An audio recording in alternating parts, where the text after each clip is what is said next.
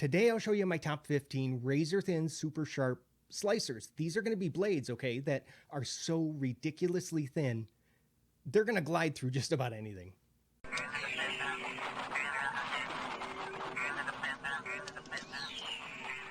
right, just to make things interesting, every knife on this list is going to have a blade thickness that is under 2.5 millimeters. Hey, how you doing? If this is your first time here, welcome to the channel. My name is Jay. Go ahead and consider clicking on that subscribe if you're looking for knife reviews that get right to the point. All right, let's get things started with number 15. This is the Opinel number 8. One of the thinnest blades on the list at about 1.6 millimeters, but it also has probably the thickest handle at 0.80 inches, which is kind of why I put this in the number 15 spot here. Now, this handle is going to be, oh wow, yeah, this handle is going to be super comfortable, but you know, it's round, so when it's folded up in your pocket, you're definitely going to notice it there. Sitting at number 14, I've got this little guy. It's the mini K-Bar Dozer. Now, I got a quick story about the way that how I found out how sharp that this blade actually is. Now, you guys know that Java Monster, those coffee drinks. Well, I buy those from Amazon, like by the friggin' case. And it comes like wrapped in plastic wrap, you know, to hold everything together. Well, apparently, when I was cutting that plastic wrap, I went ahead and nicked like 2 of the cans. Because all of a sudden, I could just hear this. And at 13, it's going to be the Zancudo from Essie. Very similar to the Rat 2, with even they both have the same exact blade thickness of about 2.35 millimeters. But the biggest difference, oh wow, did you see that tear through that? Then this is a big piece of friggin' cardboard. Holy cow. The biggest difference now between those two knives is going to be, well, the lock. The Zancudo has that really strong frame lock, while, of course, the Rat 2 is going to just have the liner. Ooh, I got to bring this next one in real close at number 12 from Victorinox. This is the Swiss Army Midnight Mini Champ. I'm not even going to attempt to cut any cardboard with this little guy because I'm afraid that the blade will probably just friggin' like snap off. Now, I originally planned on actually having the Pioneer X in this spot, but I couldn't believe it when I measured this blade. It came in at 2.5 millimeters thick. I didn't realize that, so I had to go with the thinner 1.1 millimeter thick Midnight Mini Champ here. Number 11, how about the Skyline from Kershaw? Look, I normally don't like to include discontinued knives, but the Skyline was around for so long that you can still pretty much find these at most places for sale. Now, it already has a really thin blade stock at about 2.2 millimeters, but it also has, you can see that hollow grind. Yeah, that is going to make that edge. Oh my. Yeah, that makes that edge just even thinner. We might as well just go ahead and stick with Kershaw because at number 10, I have the Leak. And normally you will see these with that Sandvik steel for right around 50.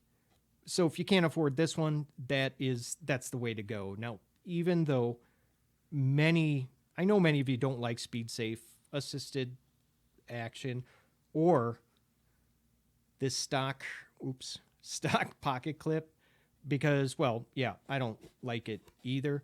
But this is another one that has just been crazy popular. Ooh, that does pretty well through cardboard. Number 9, I got the Rat 2 from Ontario Knife Company. I got to admit, I did not realize how thin that this blade stock is at about 2.35 millimeters. It does have the action. It's actually pretty good action for a liner lock and a blade that's riding on bronze washers. Now, this is going to be the AUS 8 version, which I got it because I think it's just such a good value at $25. Hey, if you're liking this video so far, go ahead and click on that thumbs up at number 8 from Spyderco. I've got the Dragonfly 2. Now, my example here is the version with the ZDP 189 blade, which I just found out has been discontinued. So if you were, halfway interested in this version, you may want to go ahead and jump on it before they're all gone. I think that this just makes a great secondary carry, and especially I like to take the clip off, and I think it's perfect in the back pocket. Should I try cutting cardboard with it? Oh, wow. Wow. I honestly didn't think it would do that well. Number 7, let's do another Kershaw and the Dividend.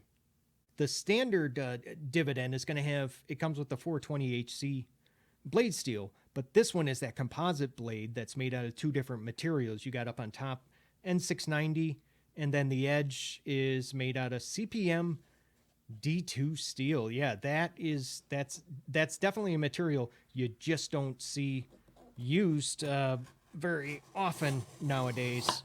Oh, wow. That was nice.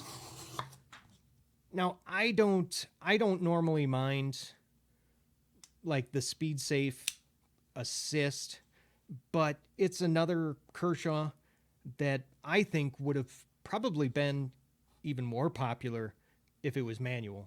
Number 6 from Savi. This is the Rustic Gent. All right, I'm going to go ahead and try. Ready? Oh, I love doing that. Now, this already has a super thin blade at about 2.4 millimeters thick, but it's even more so with that really nice hollow ground D2 blade. Oh, man. Oh, yeah, that's nice. Number 5, sticking with Savi, how about the Appalachian Drifter? So, yeah, basically, this is going to be the same blade that's on the Rustic Gent that I just showed you a second ago, but the biggest differences between the two are going to be, well, the blade finish. You can see it's got that really kind of dark stonewash here. The blade steel, which this one has the upgraded S35 V end, yeah. And the lock type, since this is, well, it's a detent lock. Let's see how well it cuts. Ooh, that's pretty good. Okay, the first one was a little rough, but yeah, it cuts almost the same way as the Rustic Gent. Number 4 is a knife that I finally broke down and went ahead and added it to the collection from Spyderco. Yeah, it's the Chaperone. This really is almost like a mini Sage because of how similar, the blade and the handle designs are.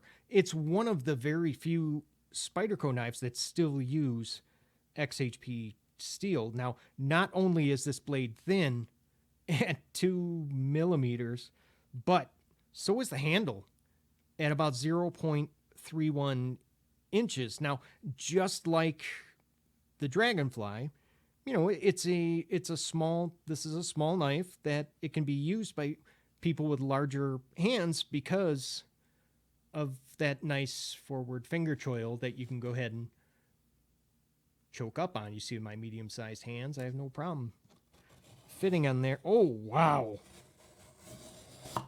Now this is like a hot knife. That's like a hot knife through butter. Number 3, I got a slip joint from PMP. This is the user. It's a slip joint with the 3 1/4 inch M390 blade. So this design is completely ambidextrous. Now, me and slip joints, okay, I'm going to be honest with you, we don't always get along too well because usually you have to have you know, you have to have two good hands to be able to operate it. And my right one, well, it kind of sucks. But the walk and talk on this knife is not very strong at all, which I kind of like that, because you see I was able to attach like a quick thumb stud, and now, yeah, I was able to turn this into a one-handed deal. Let's see how it handles the cardboard, though.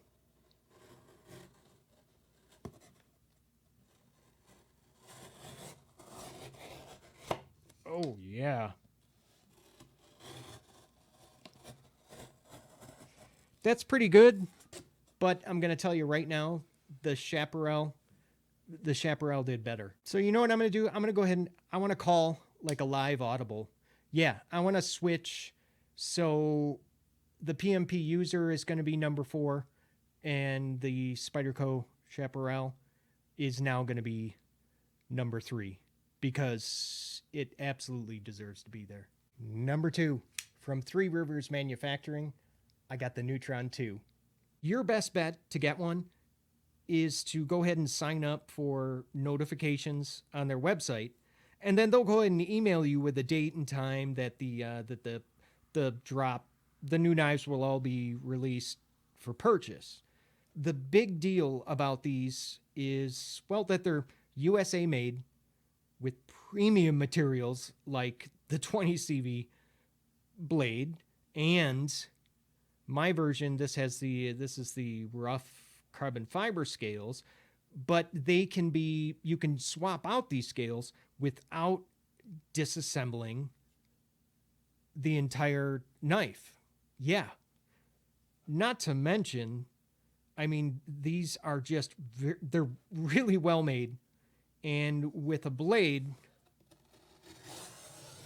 oh my gosh. Before I show you my number 1, I would love to know, what does your list of razor thin, super sharp slicers look like? And hey, if you don't have 15, don't worry about it. Just go ahead and list as many as you possibly can down in the comments section. Number 1. Yeah, it's going to be the Benchmade Bugout. I don't know why, but I thought that this blade was thinner than 2.25 millimeters. But performance aside, I mean, it's one of my all-time favorite drop point blades available today. Oh, yeah. Oh, wow. Yeah, it definitely deserves to be number 1. As good as that thing cuts. All right, up on the screen now is going to be a video that I really think that you should watch next. And hey, don't forget to go ahead and click on that subscribe. Thanks so much for watching. Love you guys, and I'll see you at the next video. See ya.